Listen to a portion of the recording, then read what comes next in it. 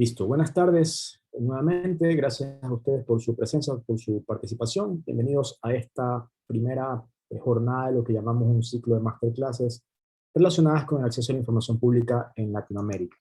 Básicamente, esta iniciativa surge en conjunto con la Defensoría del Pueblo de Ecuador, buscando generar un espacio de aprendizaje, intercambio y debate sobre el estado actual en relación al ejercicio al derecho de acceso, tanto a nivel de Ecuador como a nivel de Latinoamérica. Está previsto realizar varias sesiones, como en su momento les enviamos la información. Estamos comenzando ahora con Fabricio Scrodini, quien ya nos acompaña, y seguiremos con otras sesiones en cada tema. Este viernes 18 está previsto conversar con Alejandro Barros, de la Universidad de Chile, en relación a innovación pública y transparencia de acceso, y así iremos avanzando en las siguientes sesiones, que en total está previsto que sean 5. Para comenzar, le doy paso ahora a Guido Caicedo de la Defensoría del... Guido Moncayo, perdón. Guido Moncayo de la Defensoría del Pueblo de Ecuador, que nos va a dar unas palabras para de ahí darle paso a Fabricio y aprovechar esta jornada. Al igual que en cualquier sesión de este tipo, siéntanse libres de escribir su pregunta en el chat inicialmente, e igual al final abriremos espacio para intercambiar ciertas ideas. De mi lado, ninguna otro que agregar. Gracias por su presencia. Olvidé presentarme, Eduardo Béjar, mi nombre de Fundapi. Bienvenidos y por favor, Guido, adelante. Perfecto, gracias Eduardo. Bueno, muy buenas tardes con todos y con todas. Como decía Eduardo, mi nombre es Guido Moncayo, trabajo en el área de transparencia y acceso a información pública de la Defensoría del Pueblo de Ecuador. Y bueno, la verdad es un gusto poder coorganizar este evento y esta serie de masterclass que son importantes en el contexto en el que estamos de pandemia y lo que se viene en la pospandemia. Y obviamente resaltar el derecho de acceso a información pública como justamente un derecho humano fundamental, ¿no? Que viene suscrito desde la Declaración Universal de los Derechos Humanos en el 45, su artículo 19, y de ahí en adelante en una infinidad de instrumentos a nivel internacional y local también. Y con eso también tener la noción y la claridad de que el contexto actual en el que vivimos disruptivo, de cambios constantes, también nos pone el reto a las administraciones públicas y abriendo el abanico en este marco del gobierno abierto en el que justamente estamos trabajando este tipo de iniciativas como con Fundapi, por ejemplo, de sociedad civil, con entidades de la academia también y de ciudadanía en general. Poder resaltar este enfoque de derechos humanos respecto a uno de estos, que es uno de los fundamentales, a mi parecer, que es el de acceso a información pública, porque se convierte en un derecho humano instrumental, ¿no? Como sabemos, es un derecho humano llave que permite el ejercicio de una infinidad de otros derechos más, ¿no? En ese sentido, yo destaco dos retos nada más para finalizar este inicio y este saludo. Por un lado, es el tema de cuál va a ser la actitud y la posición de nuestras administraciones públicas respecto a la innovación, que nos ha permitido de manera forzosa este tema de la pandemia y la virtualidad. Vamos a tener esta posibilidad de poder innovar o nos vamos a quedar en dinámica del siglo pasado. Ese es una de los llamados que sería interesante poder reflexionar. Y el segundo, saber que el acceso a la información pública, justamente en el contexto de la pandemia, se permite ser una oportunidad para la ciudadanía en general de poder conocer cuáles son las circunstancias en las que se están desenvolviendo los hechos respecto a la pandemia como tal, ¿no? Estamos ya en este año 2021 un poco más enfocados en el tema de la vacunación. Me parece que es fundamental que se siga transparentando el tema de contratos públicos respecto a compras de vacunas, quiénes están vacunando, qué grupos están vacunando, etcétera, etcétera, ¿no? Porque es únicamente una de las formas, perdón, de poder adentrarnos en esta recuperación, ¿no? Post pandemia, ¿no? Entonces es fundamental el tema del derecho a acceso a información y cómo se lo vaya canalizando desde las administraciones públicas, pero también desde todos estos actores que somos parte de lo que llamamos como gobierno abierto o Estado abierto, inclusive si lo abrimos un poco más. Eso de mi parte, nuevamente, muchísimas gracias por estar presentes. Esperamos que sea un ciclo de webinars o de masterclass bastante enriquecedoras que nos permitan discutir estos temas que son fundamentales para el bienestar de la sociedad en general. Muchísimas gracias y saludos nuevamente de parte de la Defensoría del Pueblo de Ecuador. Gracias, Guido. Efectivamente, la idea y el propósito de estas sesiones es poder hacer como un momento para poder reflexionar y aprender de una manera colaborativa respecto al ejercicio del derecho en la región. El día de hoy vamos a tocar lo que se refiere al acceso a la información en tiempos de pandemia, para poder entender cómo estamos, qué es lo que ha ocurrido en función de ese tema. Hace unos días leía un artículo que mencionaba y decía que el 2020 fue el año en el que renunciamos a la privacidad. ¿Será lo mismo en el tema de acceso a la información? Podríamos decir que el 2020-2021 son los años en que se fortaleció o se debilitó este derecho. Ese es un poco el tema que vamos a reflexionar con Fabricio, que ya nos acompaña. Fabricio Scrolini es director ejecutivo de la Iniciativa Latinoamericana por los Datos Abiertos, ILDA, miembro de la Red de Datos Abiertos para el Desarrollo, también cofundador de Hablatán y con Datos, uno de los asesores de la Carta Internacional de Datos Abiertos, y ha trabajado con gobiernos, agencias de regulación, organizaciones de sociedad civil, en toda la región, en temas relacionados con transparencia, acceso a la información pública, datos abiertos y reforma del sector público. Él es doctor en gobierno de la London School of Economics, y a continuación él nos acompaña y le cedo la palabra para iniciar esta jornada, nuevamente dándoles la más cordial bienvenida a todos. Se irán integrando estas personas del camino, pero para aprovechar el tiempo vamos a dar inicio ahora. Desde mi lado, nuevamente agradecerles y por favor, Fabricio, adelante. Bueno, muchísimas gracias, Eduardo, por esta invitación, y muchísimas gracias a Guido también por esa introducción y por las palabras, y bueno, básicamente por permitirme compartir con ustedes esta tarde aquí en Uruguay. Yo me encuentro aquí a unos kilómetros de la ciudad de Montevideo, y bueno, básicamente poder compartir con ustedes la experiencia que tenemos desde ILDA en estos temas. em, También algunas reflexiones acerca del estado del derecho de acceso a información. Yo espero que estén viendo mi pantalla ahora, espero que sea así, bien, Sí, buenísimo. ya se ve. Ahí va. Entonces, ahí un poco lo que les voy a pedir también es, mientras, obviamente, interactuemos lo que podamos vía el chat también, y al cierre de este espacio también vamos a tener preguntas, intercambios. Yo voy a tratar de hacer esta presentación lo más dinámica posible para luego poder compartir con ustedes. Un poco a modo de presentaciones, es un poco charlar acerca del futuro del acceso a la información a raíz de la pandemia. Y a modo de presentación, ¿qué es ILDA? ILDA es una organización internacional, diversa, inclusiva, que contribuye a generar y usar evidencia para la solución de los problemas más relevantes de América Latina, en base al uso ético de los datos. ILDA nació a partir de un proyecto de investigación y está muy asociada a la creación de una comunidad de práctica en América Latina que trabaja la apertura de datos, que trabaja el uso de datos para distintos fines, y que también nace muy vinculada a los movimientos asociados a la transparencia y la rendición de cuentas. Hoy por hoy ILDA trabaja, tiene proyectos en varios países de la región, y bueno, estos son simplemente algunos de ellos, ¿verdad? Y siempre lo decimos, lo hacemos a través de la evidencia, y tratamos de trabajar por una región que definimos nosotros así como abierta, datera e igualitaria, ¿verdad? Pero bueno, es este foco que tenemos siempre, ¿no? En la necesidad de la transparencia, en la necesidad del uso de datos y evidencia para la toma de decisiones en el gobierno, y también el foco en la inclusión e igualdad en uno de los continentes, sino, o el continente más desigual del planeta. Cuando hablamos de acceso a la información pública, de transparencia, siempre conviene, y sobre su futuro, ¿no? Y sobre su evolución, y sobre lo que es lo que acontece ahora, siempre conviene a veces retrotraerse un poco para entender el viaje que hemos hecho, ¿no?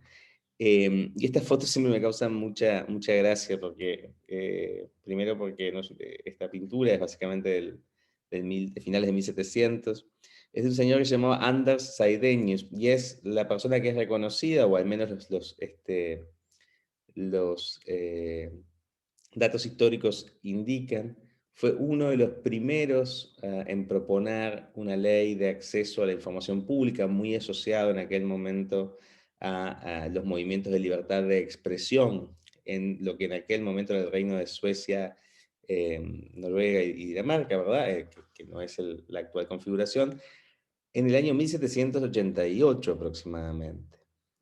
Esta idea que tenía Seidenius de que las personas, los ciudadanos, la ciudadanía podía acceder a los papeles del gobierno, ¿verdad? Que podía acceder a los registros del gobierno. Una idea bastante revolucionaria, porque no se trataba simplemente que la persona pudiera expresar libremente sus pensamientos, algo que ya estaba bastante establecido en la época, sino que podía acceder a la información que el gobierno tenía. Esto es una idea que se va a ir perdiendo en el tiempo, solamente va a quedar circunscripta a algunos países nórdicos y va a quedar circunscripta a regulaciones administrativas, pero que va a ir encontrando, a partir de la aprobación en 1967 en Estados Unidos, de las famosas FOIA Act, nueva vida. Entonces, hoy, básicamente, en nuestro mundo, nosotros podemos ver básicamente una andanada de leyes de acceso, muchas de ellas aprobadas durante el siglo XX, una buena cantidad aprobada durante el siglo XXI. Es decir, que esta idea de 1788, con escasos ejemplos durante el siglo XX, es algo que hoy, durante el siglo XXI, se ha expandido notoriamente y son pocos los países que no tienen algún tipo de regulación que favorezca la apertura del gobierno, que favorezca el acceso a la información por parte de la ciudadanía. Y nótense que van desde regímenes tan disímiles como podrían ser Estados Unidos y China, ¿verdad? Realmente estamos hablando de que el acceso a la información digamos, en posesión del Estado, es algo bueno, que realmente es parte de la vida de los países.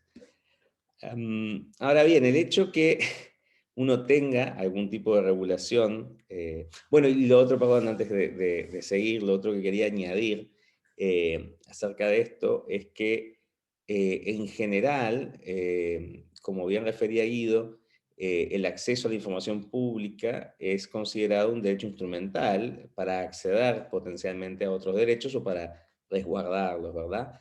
Pero es de una centralidad crucial, porque de alguna manera garantiza el acceso a evidencia, el acceso a datos, y un poco de eso ahora vamos a hablar en unos minutillos.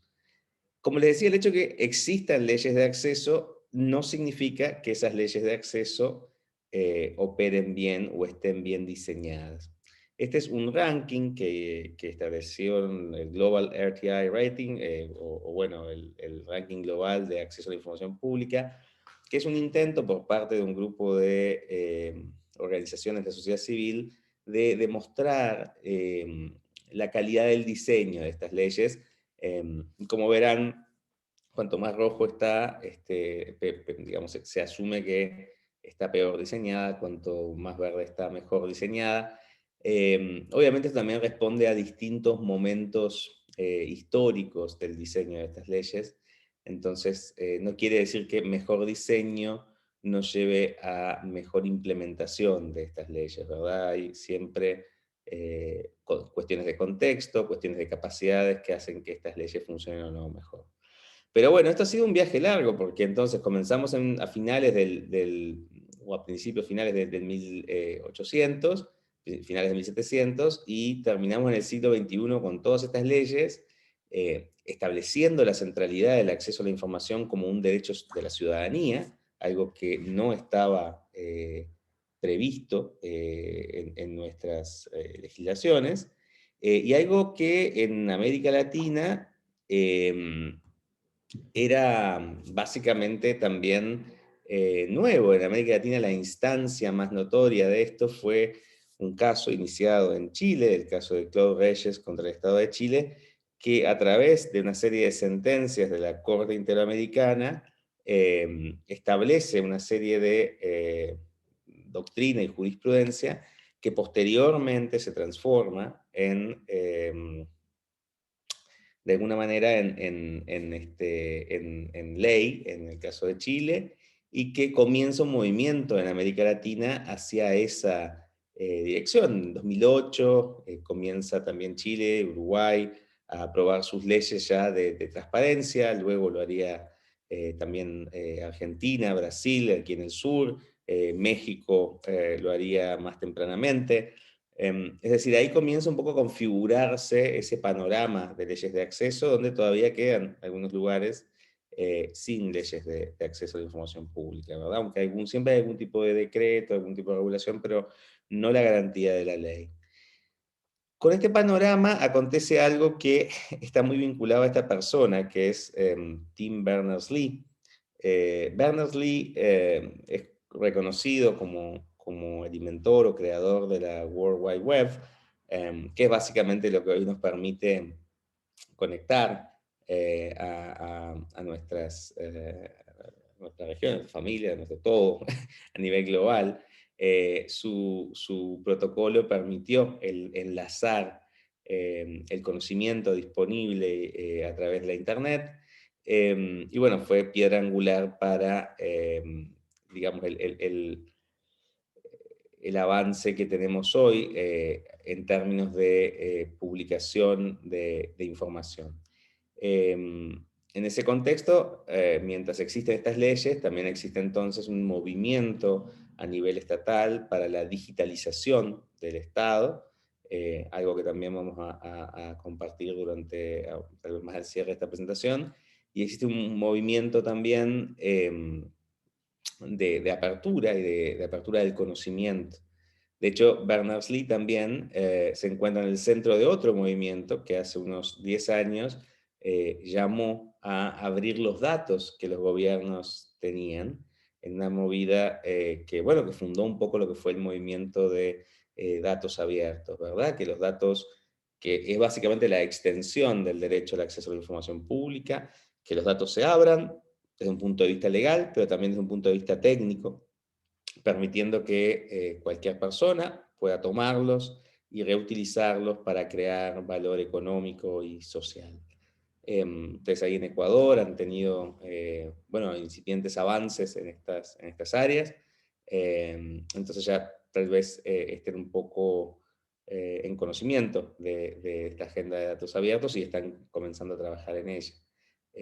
Cuando nosotros comenzamos, ya hace cerca de 10 años,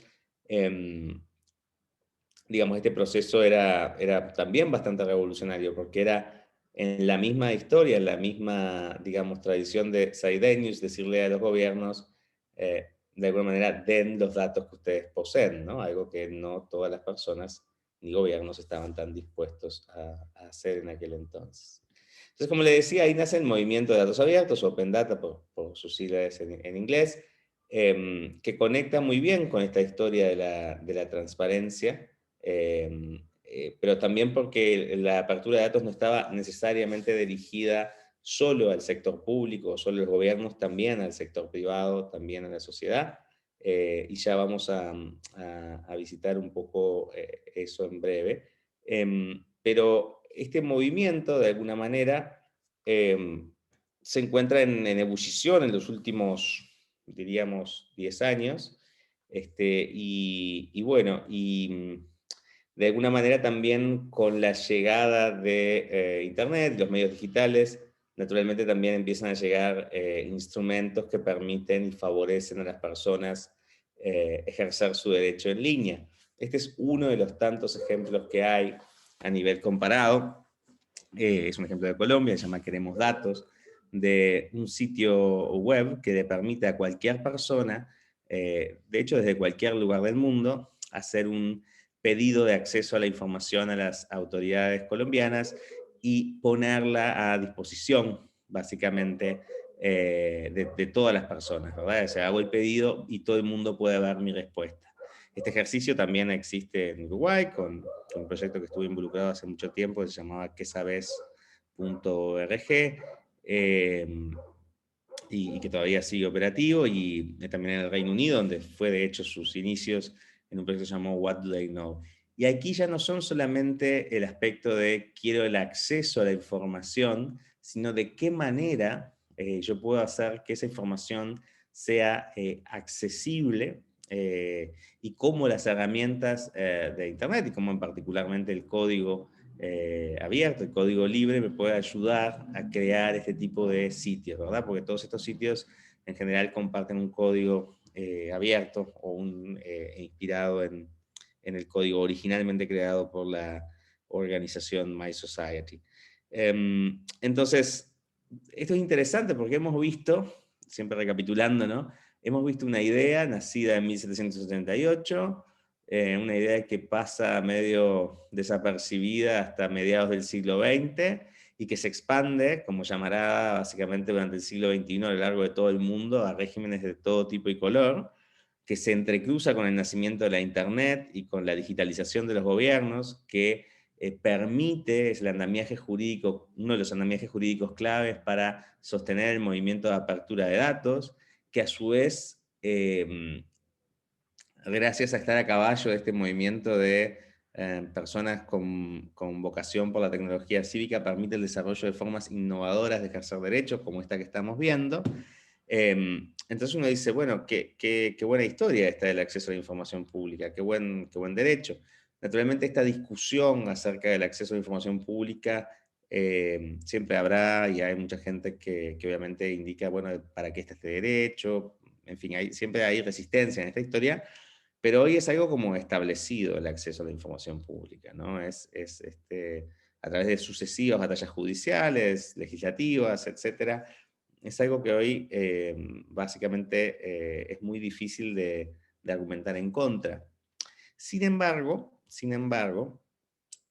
no es tan brillante la vida del acceso a la información.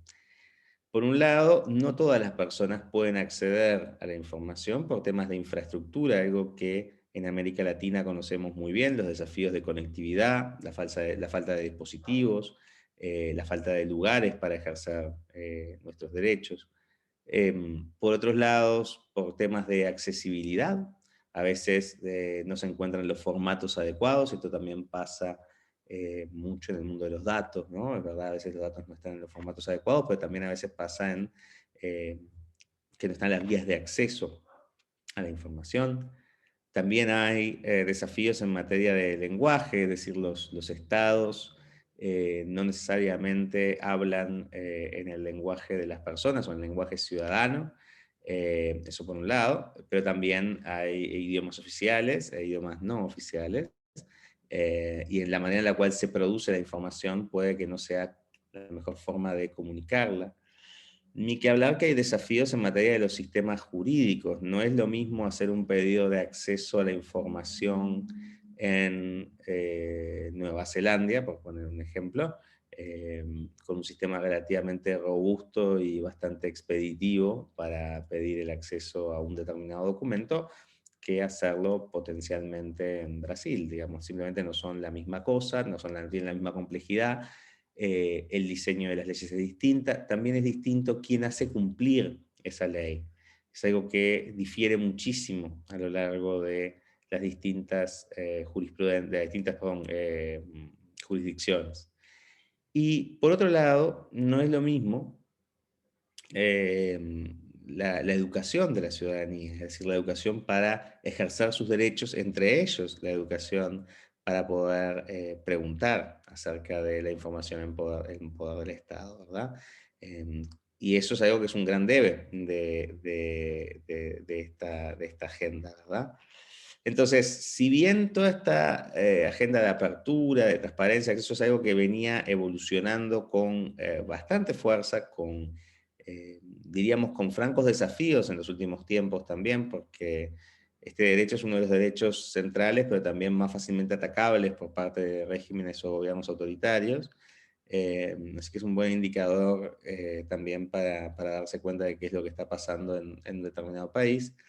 Aparece nada más y nada menos que la pandemia, ¿verdad? En marzo del año pasado, todos nuestros países, en mayor o menor medida, fueron sometidos a distintas medidas que tenían que ver con la gestión, control y eventualmente salida de la situación de pandemia causada por el síndrome COVID-19 y por su virus, el virus que asociado, ¿no? Esto fue complicado, porque la pandemia trajo una serie de desafíos para todos, para todas en nuestras vidas diarias, pero principalmente en materias de acceso a la información trajo desafíos que ya venían de antemano y que la pandemia, como muchas otras cosas, los potenció. La pandemia, por ejemplo, aceleró algunas tendencias preexistentes que teníamos en nuestras sociedades a nivel global. Por ejemplo, la digitalización, la necesidad creciente de usar medios digitales para comunicarnos y para comunicar información. Entonces, consecuentemente, esto tuvo un impacto también para los estados, algunos de los cuales tenían medios para enfrentar la digitalización, otros que no. También para la exclusión de grandes partes de la población por falta de servicios o derechamente porque cayeron en la pobreza, ¿no? Eso se vio notoriamente en América Latina, en otros países también, pero bueno, la incapacidad de responder por parte de los estados a esta situación también es compleja. Y también el riesgo que existe para los sistemas democráticos en este esquema, ¿verdad? Eh, entonces, la pandemia trajo todo eso, aceleró tendencias preexistentes, puso en riesgo a los sistemas democráticos porque, bueno, por un lado, la mayoría de los sistemas democráticos del mundo tuvieron que recortar o tuvieron que tomar decisiones que implicaban recortar las libertades, particularmente de movimiento de muchas personas. Tuvieron que también explicar esas decisiones y debían hacerlo en base a criterios que eran más o menos transparentes según el lugar, ¿verdad?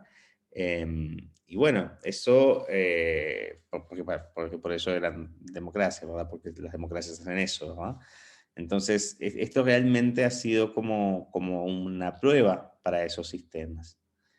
Nosotros desde ILDA, al principio de esta pandemia, en marzo, junto con mi colega Silvana, escribimos un pequeño artículo junto con los colegas de un medio peruano, Ojo Público, donde abogábamos por la apertura de datos notoriamente de la gestión de la pandemia. Decíamos que, por un lado, en aquel momento, había muy pocos datos acerca de los casos, de cómo evolucionaban. Habían países que por ahí tenían un mejor mapeo de esos casos y permitían entender mejor la situación epidemiológica, otros que no. También de las medidas que los gobiernos tomaban en base a esto, que era lo que afectaba mayormente la vida de la gente, y naturalmente de las medidas que se tomaban a nivel epidemiológico para contrarrestar esta situación. Y también abogábamos por alguna suerte de estándar o comparativo que permitiera que la información se volcara de una manera más ordenada. Ninguna de estas cosas que nosotros dijimos se concretó por iniciativa de los gobiernos en general, pero sí pasaron, ¿verdad? Hoy en los hechos, el sitio web Our World in Data, que está gestionado por la Universidad de Oxford, y el sitio web de la Universidad de Johns Hopkins, son por defecto los lugares donde se compara la información sobre COVID-19, y la provisión de esa información es desde los países bastante, digamos, no uniforme, ¿verdad? Entonces, eso por un lado. Y por otro lado, esto implicaba también transparentar la manera en la cual los gobiernos toman decisiones. Es decir, si voy a confinar una sección de mi país por alguna razón, es porque debo tener algún tipo de modelo, predicción, algún tipo de forma en la cual basar mi decisión. Eso no ha sido transparentado por todos los gobiernos.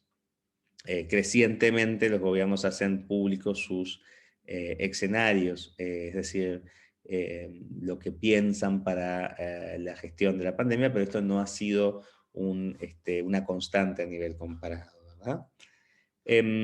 Entonces, claro, ahí empezamos a lidiar con los tres grandes problemas que ha traído esta pandemia para el acceso a la información en la era digital. Por un lado, lo que ha traído ha sido una ola de desinformación. Entonces, ahí han aparecido, esta es una captura del sitio web de Chequeado en Argentina, es una entidad que se dedica justamente al monitoreo de la información y a combatir la desinformación.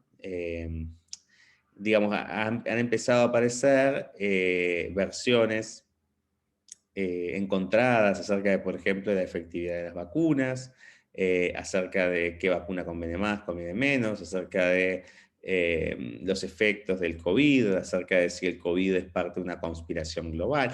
En fin, hay un montón de cosas que son activamente distribuidas, a veces por redes sociales donde pueden ser monitoreadas, obviamente Facebook, Twitter, etcétera, a veces por canales de mensajería, como son los casos de WhatsApp, Telegram, etcétera, donde no pueden ser tan monitoreadas. Entonces, frente a eso, los grupos de la sociedad civil y también el periodismo se ha tenido que organizar para distribuir información que sea veraz. Y nuevamente el reto de los gobiernos es el de proveer a estos intermediarios con información veraz a los efectos de, y oportuna y a tiempo, a los efectos de poder contrarrestar los efectos de la desinformación o de si se quiere un nuevo tipo de pandemia que oportunistamente ha sido bautizada como infodemia, ¿verdad? Pero en realidad hay un rol ahí para el gobierno, para el Estado, en el proveer información segura, comparable, con cierta solidez, que permita contrarrestar, por un lado, este tipo de información errónea que, bueno, que puede costar vidas también, ¿no? Por eso cuando es muy difícil medir esto desde una perspectiva más, si se quiere, científica, pero bueno, cuando uno dice, bueno, pero ¿cuánto me cuesta el acceso a la información pública en un país? ¿Y cuánto me cuesta tener buenos datos? Bueno, ¿cuánto le cuesta no tenerlos y no tener con qué enfrentar un montón de desinformación que confunda a la población, ¿no? ¿Cuál es el costo de eso? También es bueno preguntárselo de esa forma, ¿verdad?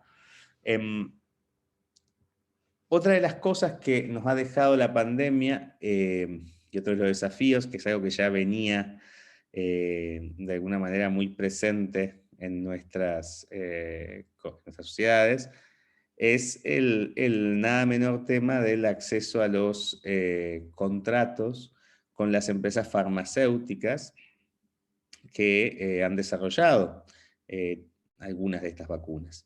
Esta es una captura de una investigación que realizaron los colegas de Poder Latam en México, donde, bueno, descubrían que el gobierno mexicano había pagado esta cantidad de dinero por una cantidad de vacunas determinada, pero en realidad no se sabía mucho, lo descubrían a través de un sitio web de compras públicas mexicana y hacían el análisis de datos de lo que permitía el sitio web. Aunque claro, lamentablemente no tenían mayor información, entonces posteriormente a partir de esta noticia y de otras noticias más dadas por otros medios, el gobierno mexicano liberó la información de sus contratos hasta donde las cláusulas de confidencialidad firmadas con algunas de estas empresas permitían, ¿verdad? Entonces ahí la mayoría de los países latinoamericanos firmaron algún tipo de contrato con algún tipo de cláusula de confidencialidad. Ahí de vuelta uno se pregunta si son recursos públicos, hasta dónde, digamos, la confidencialidad hay que respetarla, y de ser así, qué mecanismos legales existen para, por un lado, respetar la confidencialidad, pero por otro lado, informar a la ciudadanía acerca de las negociaciones, ¿no? Por ejemplo, una solución que han encontrado algunos países es versiones públicas de los contratos, ¿verdad? Y finalmente, siempre acontece de alguna manera, finalmente, filtraciones por parte de funcionarios o por parte de la administración de los propios contratos, ¿no? Entonces, esto es interesante porque pone en relevancia una discusión más legal, si se quiere, pero también más política en torno a qué tipo de información se puede acceder. Y se conecta también de alguna manera bueno, con la posibilidad de los países de ejercer control sobre lo que están comprando. Y finalmente, la pandemia también nos ha demostrado que en las mejores familias, como el caso del Reino Unido, Pero esto ha pasado yo creo que en todos los países del mundo, creo que no hay país que se haya salvado de esto. ¿Qué pasa cuando nuestros sistemas de registros no son muy buenos? Y consecuentemente,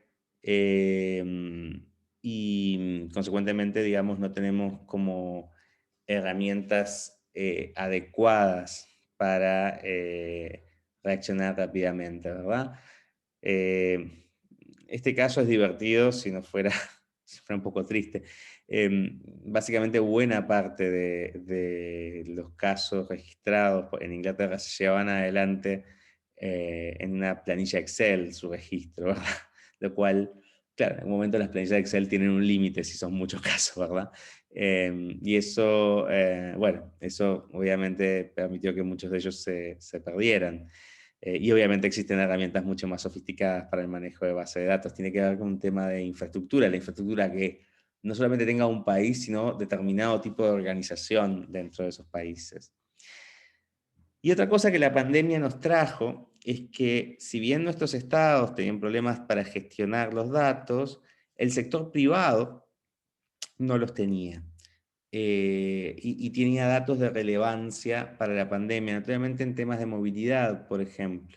Esto se vio con la liberación por parte de Google y Apple de datos de movilidad que permitían a los países saber qué tan efectivas o no sus cuarentenas o sus medidas de confinamiento estaban siendo, ¿verdad?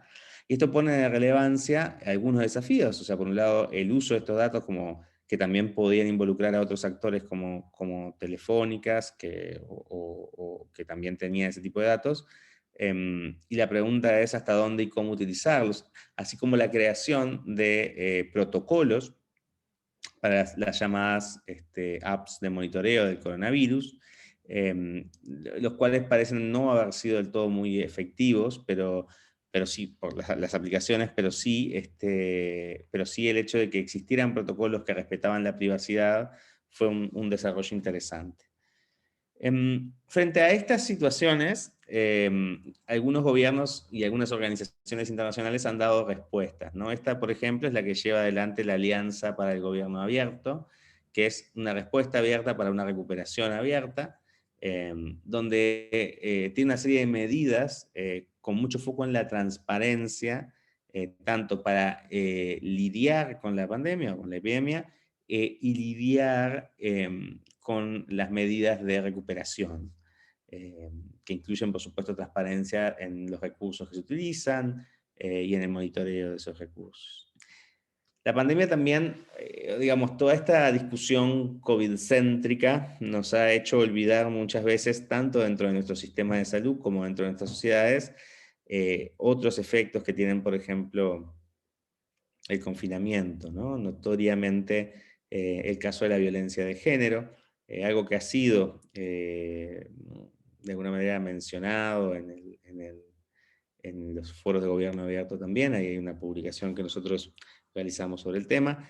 Y, por ejemplo, el trabajo de estandarizar los datos de violencia de género, en particular de femicidio, que nosotros llevamos adelante, a los efectos de poder comparar a nivel regional efectivamente de qué tipo de delito estamos hablando.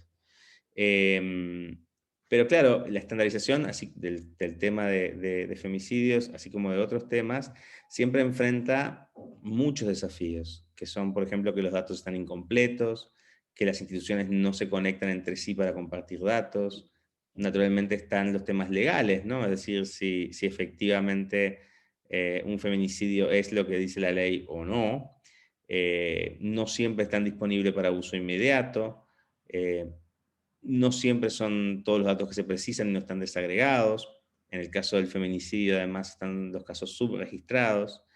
Y muchas veces no están abiertos. Y si yo hago esta lista con datos que también provienen de los sistemas de salud para el monitoreo de la pandemia, los datos que provienen de los ministerios de economía para entender cómo los gobiernos responden a la pandemia, voy a tener los mismos problemas. De ahí que la estandarización de datos y la digitalización de la administración es una buena meta a tener, en tanto y en cuanto tomemos en cuenta la necesidad de que estos datos sean efectivamente abiertos. y puedan ser utilizados para lo que se pretende originalmente.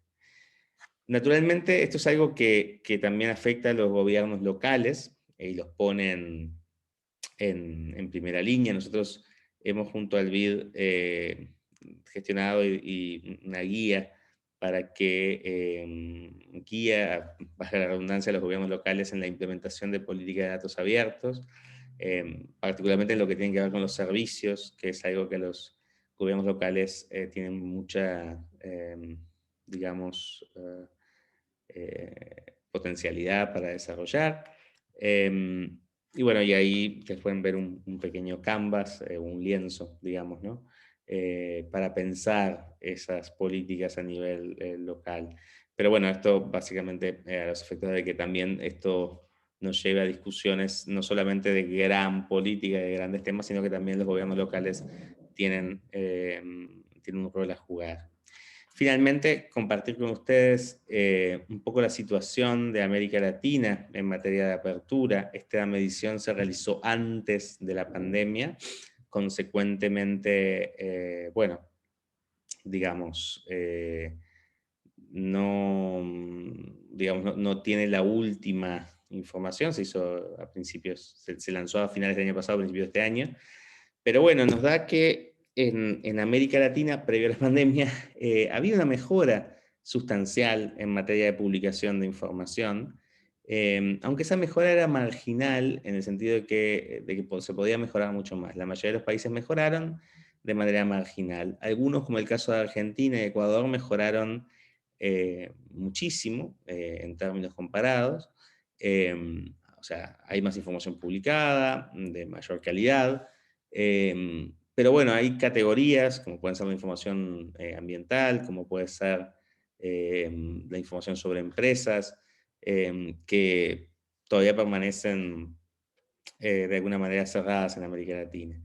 Y también, naturalmente, hay problemas de implementación de las políticas de datos abiertos y problemas de impacto, de uso, que ha sido como la parte más, que más ha, de alguna manera, salido en el barómetro, ¿verdad? El uso de los datos es fundamental.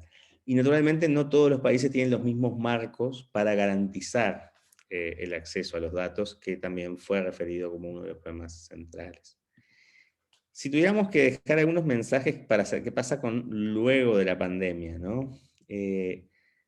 Por un lado, capaz que haciendo referencia un poco a lo que Edo comentaba al inicio, los datos serán claves, ya fueron claves en esta pandemia, para bien y para no tan bien, pero precisamos nuevos marcos de gobernanza que aseguren el respeto a nuestros derechos. Esto va principalmente por el lado de qué tantos más datos podrían haber provisto otras entidades, potencialmente privadas, acerca de nuestros movimientos, acerca de nuestras preferencias, que podían haber ayudado en la pandemia, pero por otro lado, ¿quién garantiza nuestros derechos en ese equilibrio, ¿no? Entonces empezaron a discutir nuevos marcos de gobernanza. Por otro lado, y eso es una discusión bastante, yo diría, sensible y de largo aliento, ¿no? Pero importante que comience a tomarse conciencia acerca de esa discusión. Lo segundo que me parece que es para las democracias, la transparencia es una cosa que no es opcional, ¿verdad? Explicar cómo se toman las decisiones, explicar los datos, cómo se generan los metadatos, los modelos matemáticos detrás de las decisiones. Bueno, esto, digamos, si uno es un régimen democrático, esto no es un no opcional y finalmente la mayoría de los países han ido hacia ese lugar, ¿verdad? Y es importante porque es la justificación para limitar derechos, ¿verdad? Entonces, de ahí la importancia de por qué se toman o no las medidas. Y por supuesto la conexión con la evidencia y con la ciencia que provee información en cada uno de los países para tomar estas medidas. Es un punto delicado, digamos, ¿no? Porque no necesariamente uno pretende un gobierno de la ciencia, porque a los científicos, las científicas nadie los vota para gobernar, pero por otro lado sí que la información que se provee sea transparente para entender cómo los gobiernos toman decisiones. también hay a raíz del colapso de muchos de estos servicios, hay una gran oportunidad para reformarlos, y hay una gran oportunidad también para visibilizar y reconocer y actuar en favor de grupos que han sido excluidos de nuestra vida pública y de nuestra sociedad. Justamente la pandemia provee, digamos, en la calamidad, se provee una oportunidad para pensar cómo transformar nuestros servicios públicos para que sean más inclusivos. Y bueno, siendo bueno, aquí en Uruguay las 5 menos 10, estas serían mis reflexiones iniciales acerca de dónde estamos en el mundo de acceso a la información en este marco de COVID-19. Les agradezco mucho por su atención y quedo disponible para preguntas o comentarios. Muchas gracias, Fabricio. Por favor, si alguien tiene alguna consulta, inquietud, podemos aprovechar. Si no, yo lanzo la primera. Si alguien quiere comentar algo, puede levantar la mano, abrir su micrófono o escribirlo en el chat. Mientras tanto, mientras se animan, quizás una pregunta interesante a plantear sería si las discusiones que actualmente están en curso, por ejemplo, en el caso de Ecuador, recientemente una propuesta para actualización y reforma de la ley de transparencia fue ya validada para iniciar su trámite en la Asamblea. Pero obviamente eso fue una construcción de una normativa en un contexto pre-pandemia. ¿Consideras que ha cambiado demasiado la situación como para realmente pensar que tiene que replantearse completamente y aprovechar esas discusiones como la de la Asamblea actual en Ecuador respecto a la ley de transparencia para incorporar nuevas visiones? ¿O crees que el ejercicio se puede mantener en virtud de las consecuencias y la situación que en la pandemia se ha aprendido? Mientras tanto, por favor, quien tenga alguna consulta o inquietud, la levanta la mano para darle paso. Gracias, Edo. Yo no conozco específicamente el caso de esta reforma en Ecuador. Lo que sí sé es que tarde o temprano todas las leyes de acceso a la información o transparencia necesitan actualizaciones. Y esto pasa porque la tecnología, sobre todo, hace que muchas medidas a veces queden obsoletas. Entonces, y por otra parte, porque a veces se puede facilitar el acceso en base a la evidencia que se ha generado luego de la práctica, ¿no? También muchas medidas o muchas reformas no siempre son en el signo positivo, ¿verdad? No siempre son reformas que buscan ampliar los derechos, sino muchas veces hay discusiones en los países sobre las excepciones. Este ha sido el caso en Uruguay por mucho tiempo, donde ahora hay una especie de balance, pero bueno, esto es un poco las reglas del juego de la democracia y las reglas del juego de digamos, de los procesos de las leyes de acceso a la información pública. Entonces, yo creo que en materia de reforma siempre es bueno considerar a la ley como un todo, con principios que a su vez afectan otras partes del ordenamiento jurídico. Y también pienso que a la hora de pensar la regulación más macro en materia de cómo se comparten los datos, de cómo esos datos son utilizados por distintas dependencias del Estado o del gobierno, eso posiblemente requiere una discusión aparte. Es decir, requiere una discusión que aúne, digamos, a todas las comunidades que trabajan en gobierno digital, a las comunidades que trabajan en transparencia, a las comunidades que trabajan en privacidad, para discusiones más finas en torno a ese tipo de regulación. Esa sería mi primera impresión sobre ese tipo de cosas. Hay una en el chat, si puedes por favor revisar para atenderla. Ahí va. Dice, buenas tardes Fabricio, gracias por tu ponencia. A veces otro factor que influye en los desafíos de acceso a la información es la decisión de autoridades o la apertura. En este caso, ¿crees que la pandemia sería una buena oportunidad en favor de estandarización de los datos y visibilizar ante las autoridades lo positivo de tener información oportuna y actualizada para la toma de decisiones? Pregunta Andrea Romero en el chat. Sí, definitivamente es una buena oportunidad.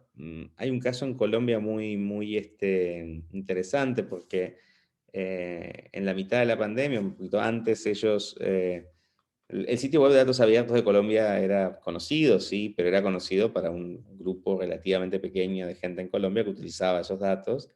Y en algún momento recibí una llamada desesperada del Ministerio de Salud eh, que tenían los datos acerca de la evolución del COVID en Colombia, particularmente en Bogotá, que los querían publicar, que se los estaban pidiendo de muchos lugares y que no sabían mucho cómo. Y entonces por un breve momento ese sitio web del gobierno colombiano se transformó en la fuente fidedigna para que el público supiera qué pasaba en Colombia. Y obviamente nadie le había prestado mucho atención a la estandarización de datos de salud en Colombia. Entonces, ese esfuerzo derivó en que ahora la calidad de esos datos sea mucho mejor y sobre todo el público en ese país tenga mejor información para entender la evolución de la pandemia. No necesariamente para que, o sea, y para consecuentemente tomar las medidas adecuadas, ¿no? A nivel de autocuidado, sobre todo, ¿no? En muchos casos. Em, entonces, creo que ahí hay un buen ejemplo de encontrar ese tipo de casos o ejemplos que nos permiten hacer también el punto frente a las autoridades. A veces las autoridades pueden tener esta tentación, que es bastante, es una analogía bastante gringa, pero bastante real, que es esto de no se puede gritar fuego o no se puede gritar corran en la mitad de un teatro prendido fuego, ¿verdad? Porque, bueno, eso causa tal desorden que qué pasa si el teatro no está efectivamente prendido fuego y todo el mundo se aglomera. O, por otro lado, ¿no? ¿Qué pasa si la salida no es ordenada y mucha gente muere? Entonces mucha gente tiene miedo de decir cosas muchas veces o piensan ocultar información en situaciones graves, porque si no la situación se hará más grave. Y esto en la pandemia no necesariamente ha sido así, muy por el contrario, la información muchas veces lleva tranquilidad a las personas, ¿verdad? Excelente. Si alguien más tiene alguna consulta, por favor aprovechemos. Ya nos quedan unos pocos minutos para cerrar esta sesión. Puede escribirla en el chat o abrir su micrófono si lo desea intervenir. Adelante quien desee. Si no, yo planteo otra. Nadie se anima. Bien. Eh, una final de mi lado, ¿no? ¿Cómo crees que se puede motivar a que la ciudadanía realmente entienda o perciba el valor de defender el derecho de acceso y que obviamente se involucre o busque eh, velar porque se fortalezca? O sea, ¿cómo crees que se puede, o sea, creo que hay una conciencia colectiva de la importancia del acceso a los datos en términos de los casos y de los contagios y de las zonas, y ahora obviamente de la cantidad de vacunados. Pero ¿cómo realmente dar a entender a las personas que eso proviene del ejercicio de un derecho de poder acceder a esta información para poder eventualmente planificar o organizarse cualquier tema? ¿Cómo crees que a la ciudadanía se le puede apelar en ese sentido? Bueno, eso es la pregunta del millón, porque en realidad uno de los talones de Aquiles de las leyes de acceso es su uso. Este, y entonces su uso es bastante, digámoslo hablando mal y pronto, elitista. Porque no todo el mundo va a pedir acceso a la información pública, ¿verdad? Generalmente lo hacen sectores de la sociedad y sectores de la población con determinados incentivos y poder. En un estudio que realizamos hace ya mucho tiempo, por ejemplo, estos portales de Internet que yo mostraba, eran utilizados básicamente por hombres de 40 años en Inglaterra, en el caso más notorio de What Do They Know, ¿no? Entonces me decía, bueno, pero esto está empoderando a alguien, sí, no, ¿cómo? Y es interesante porque a veces eran intermediarios, ¿no? A veces eran abogados que llevaban casos para otros y que de alguna manera, digamos, su accionar ayudaba a personas mucho más vulnerables, otras veces no. Esa cuestión es muy difícil a veces de desagregar o de averiguar, pero sí creo que hay tres cosas básicamente que se pueden hacer en esta materia. Primero, es naturalmente las campañas de concientización que han sido en los últimos tiempos más innovadoras. Aquí en Uruguay realmente se ha hecho un esfuerzo sistemático en ese sentido, y enganchar básicamente a las generaciones más jóvenes en esa campaña, ¿verdad? Y creo que ese trabajo paga en el largo plazo, pero paga. También de alguna manera ya más vinculado a los datos y al ejercicio de los derechos en general en la era digital, creo que también la conexión con los sistemas educativos paga, en el sentido de que hay una oportunidad ahí de permitir que la gente entienda el ejercicio de sus derechos en la era digital, no solamente los de acceso o de transparencia, sino también los de privacidad. Y finalmente, también creo que los casos emblemáticos ayudan a comunicar esto a la opinión pública. Y en la medida que, justamente como es instrumental, el caso este de Reyes contra Chile, que yo comentaba al inicio, que fue un leading case en América Latina, en realidad, digamos, lo recuerda la gente de acceso a la información pública por su importancia, pero en realidad era un caso ambiental, era para acceder a información ambiental, ¿verdad? Y entonces, de alguna manera, los ambientalistas tuvieron su oportunidad, de alguna manera, de acceder a esa información, y eso fue lo interesante de ese caso, ¿no? Es a veces la tragedia de estos derechos instrumentales, o como es a veces la tragedia de la infraestructura de datos, ¿no? Que si todo anda bien, nadie dice nada, ¿no? Es como, esto debería ser así. Pero cuando no funcionan, como por ejemplo en la mitad de una pandemia, nos damos cuenta de que eran muy relevantes. Excelente, gracias. ¿Alguien que quiera hacer alguna consulta final para ir cerrando? Mientras tanto, les recuerdo que tendremos otras sesiones en las cuales esperamos también su participación. Este viernes a la misma hora estaremos con la masterclass de Alejandro Barros de la Universidad de Chile, quien también nos va a convertir sobre innovación pública y acceso a la información. El próximo martes estamos con Fernando Segura de Juntos por la Transparencia en Colombia, que es para un poco conocer cómo promover el derecho a acceso a la información, y estamos confirmando la del Instituto Nacional de Acceso de México, que básicamente ya nos está indicando quién es el delegado para hacerlo. De mi lado nada más, nuevamente no hace falta que se vuelvan a registrar, les estaremos enviando el enlace para la conversación de este día viernes con Alejandro Barros, y si nadie más tiene alguna consulta o inquietud, estaríamos dando por terminada esta sesión. Esperamos que les haya sido de utilidad y esperamos contar con ustedes en las próximas sesiones que se organicen. Les haremos llegar el enlace de esta grabación por si necesitan revisarlo, que lo estaremos básicamente publicando en nuestro canal en YouTube, ¿no? De mi lado nada más, nuevamente muchas gracias y agradecerte, Fabricio, por tu tiempo. Obviamente sabemos que no es fácil contar contigo por tus compromisos, pero gracias por haberte dado el tiempo para nosotros, y también a Guido en la Defensoría por estar apoyando este proceso. De mi lado nada más, nuevamente agradecerles, darles las buenas tardes y esperamos que todo se encuentre bien y podamos volvernos a topar este día viernes con Alejandro Barros. Muchas gracias y buenas tardes. Buenas tardes, que pasen bien.